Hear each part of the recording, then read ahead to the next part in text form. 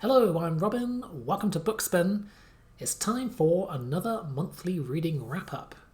So let's take a look back on what I read in April and my plans for May.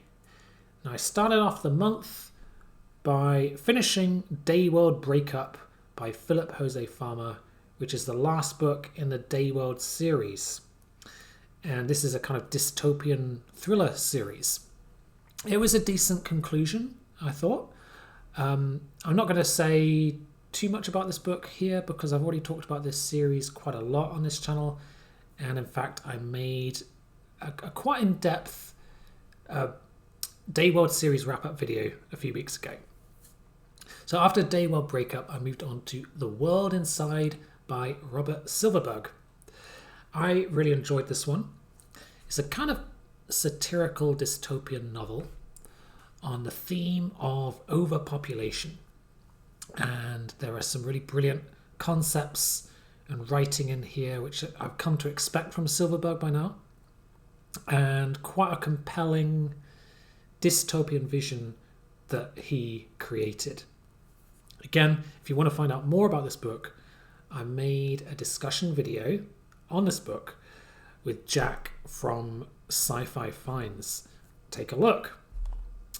And then I moved on to The Wall by Marlon Harshofer. And this was a really interesting one. So this is a kind of post-apocalyptic novel. I chose to read this as a sort of springboard for my post-apocalyptic themed video, which I made recently. And I really enjoyed it. It's quite unique and memorable. And it's basically one woman's account, her story of survival at the end of the world. She finds herself stuck in the Austrian mountains in a world where pretty much everyone else has died. She is the last person alive on Earth after some mysterious apocalypse. So it's a pretty dire situation that she finds herself in. But as grim as it sounds, she is remarkably adept and adaptable to the circumstances, right? And it's interesting because this is a novel which is kind of dystopian in a lot of ways, but it also has utopian elements. And I find that really interesting because it kind of presents a kind of bucolic image of her life. She's living in tune with nature, she's living off the land, and she builds close bonds with her animals, which are her only companions now that all of the other humans are gone. And now she has freedom from all of the restrictive roles that society placed on her from her time before this happened. So you've got this kind of romanticized utopian element to the story, but this exists alongside the harsh dystopian realities of her struggle for survival and her extreme isolation. So it's a really interesting juxtaposition, I think. So that was The Wall. And then I moved on to Brave New World by Aldous Huxley. That's the book I'm reading at the minute. I'm about halfway through. Classic dystopian novel. Seems like this is a bit of a theme for the minute. Dystopian fiction. The last time I read this book was in English class at school, year 9, which is about age 13 or 14 if you're outside the UK. So I had forgotten quite a lot about it, but I do remember it being very chilling. Anyway, I am definitely enjoying it again this time round, although it did take me a little while to kind of get into it. It took me a little while to relate to the characters and figure out just what was going on in the book. But the more I read it, the more engaged I'm becoming and the more poignant and terrifying this world becomes. this whole idea of controlling society and controlling people through pleasure and the use of mind conditioning and brainwashing is really fascinating, I think, and of course very chilling. So it's quite an unsettling read, and I'm really intrigued to see what's going to happen, because I've honestly forgotten how this book ends. So I'm glad I picked this book up again after all these years. And the other book which I've been reading this month, or rather listening to, is Pilgrims, the audiobook by M.R. Leonard. I've nearly finished this audiobook. I've got just a couple of hours left. So this audiobook was given to me courtesy of the author. I'm enjoying it a lot. More than I was expecting to, actually. It's a kind of alien invasion story with religious themes.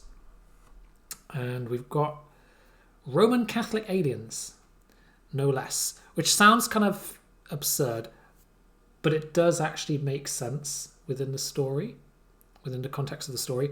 Now, I'm not going to say too much about this book here because I'm going to be interviewing the author soon on his channel, so you can learn more about this book when I get around to doing that.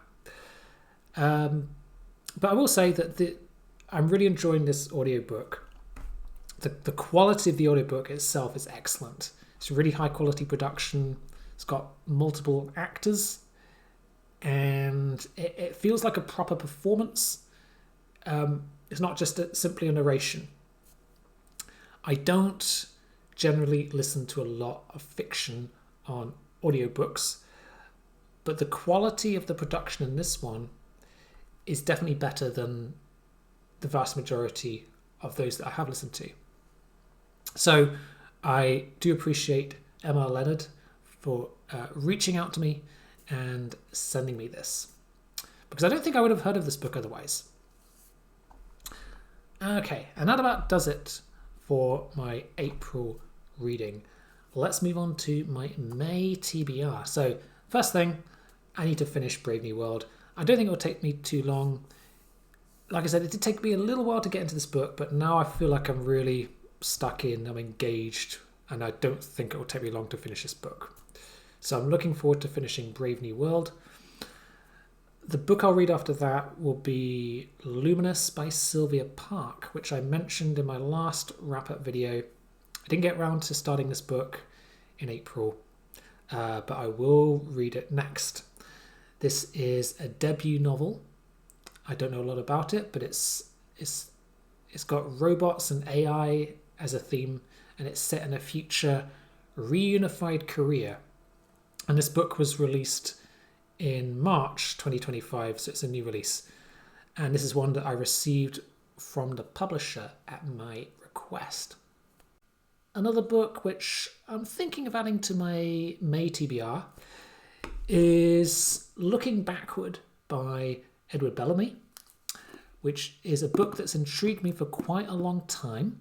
It's a classic socialist utopian novel from 1888.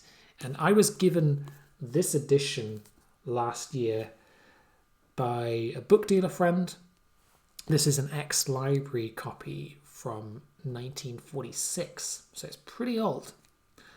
I've been reading all these grim dystopian novels recently, so maybe it's time I should read something a little more uplifting, and perhaps this classic utopian novel could offer me that. Let's see. And finally, I'm going to pick one more book using the TBR picker. Let's take a look. So this is the TBR picker. Let's give it a spin.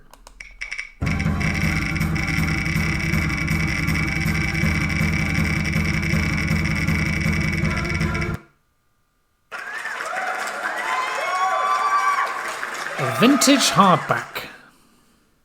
So I've looked through my bookshelves and I've picked out 3 vintage hardbacks, all of which are very tempting to read. I'm going to pick one of these. So the first thing which took my fancy was October the 1st is Too Late by Fred Hoyle. This is not a book which I know much about. I just know Fred Hoyle through The Black Cloud, which I thought was excellent. So this is the Science Fiction Book Club edition. I've got a few of these in my library. This was published in 1967, copyright 1966, and it's in pretty good condition. So I'd be curious to see some more of Fred Hoyle's work, and I think this would be a good point of entry. The next option is another Science Fiction Book Club edition, City by Clifford Simak, which is an absolute classic, one of Simak's best known works, an author who I really need to read more of. So this is a classic fix-up novel. It was originally published in 1952, and this is a 1961 print. Again, it's in pretty good condition for its age. So that's definitely another option. And alongside these 2 novels, I also picked out an anthology, which I picked up last year, called Other Worlds, Other Gods, Adventures in Religious Science Fiction, edited by Mayo Mose.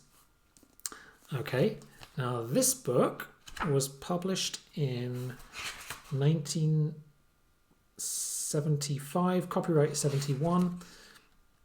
And this is a theme which I'm quite interested in. Religion in science fiction. All right, there's a lot of interesting stories on this theme. And let's take a look at the contents page. There you go. So there are some pretty big names in here. We have Philip Jose Farmer, one of my favourite authors, Arthur C. Clarke, John Brunner, Ray Bradbury, Lester Del Rey. So it's quite a good selection. Some of these stories I have already read. The 9 Billion Names of God. So there's a couple of stories from Dangerous Visions in here. There's a few which I'm not familiar with. But I'm sure there are some stories in here that I would particularly enjoy. So I think I'm probably going to choose this one. It's been quite a long time since I've read an anthology. I do want to read the other 2 books, especially City, at some point. But I'm going to add Other Worlds, Other Gods to my May TBR. I think this will be a really interesting book to read and to talk about. So that's it for today. Thanks for watching, and I'll see you again soon.